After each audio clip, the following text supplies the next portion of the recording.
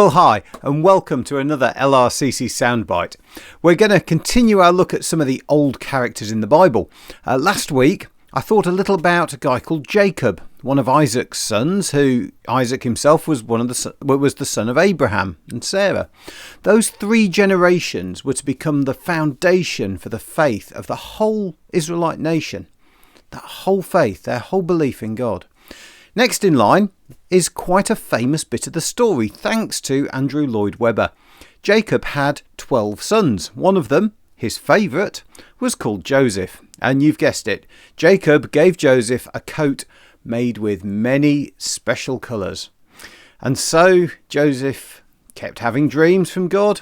This story of jealousy, slavery, success, prison, and saving thousands and thousands of people from starvation in a famine that was going to last for 7 years, all became a great plot for a stage musical, Joseph and the Amazing Technicolor Dreamcoat. But it's all there in the Bible. If you've seen the show, you might remember parts of the story. For this week, I actually want to start at the very beginning. I want to think about who was Joseph. Well, he's the 11th of the 12 brothers. Only Benjamin was younger than him. They're a really diverse family in many ways. Between the 12 brothers and one sister, there were 4 different mothers. And sadly, Joseph and Benjamin's mother died when she was having Benjamin.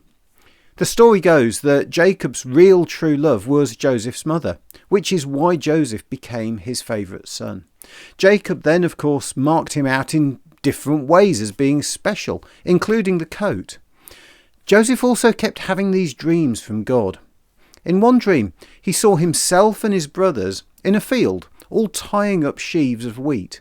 Suddenly, all the sheaves from his brothers gathered around Joseph's bundle and bowed down to it. Joseph doesn't seem to be a very wise teenager.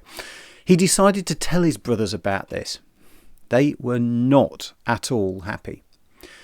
Then he had another dream in which he and his brothers were all stars. Even his mother and father were there as the sun and the moon.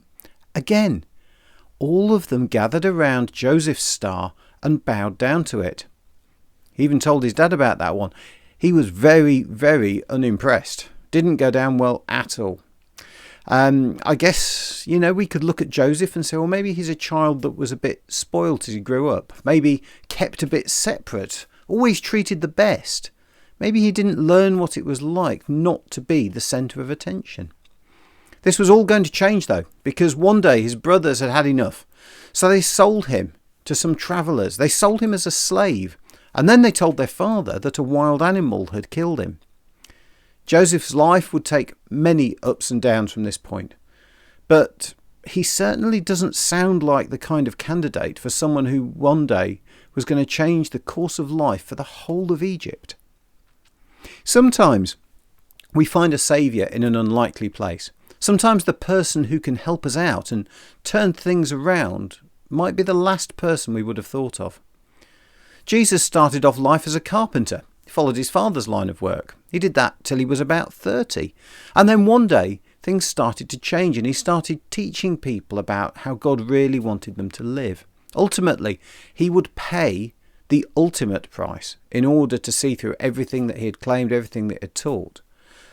Today, many people can look at the church and see something old and aren't necessarily sure what relevance it's got to them.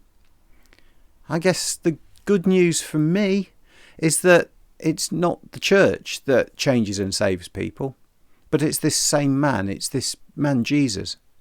Really happy to talk to you more about him. Tell you what I think about him and why I think that he's never been more relevant than to today. Just come and see us one Sunday afternoon, or you can always email me. Yeah, always happy to talk. Have a great week. God bless you, and I'll see you next time.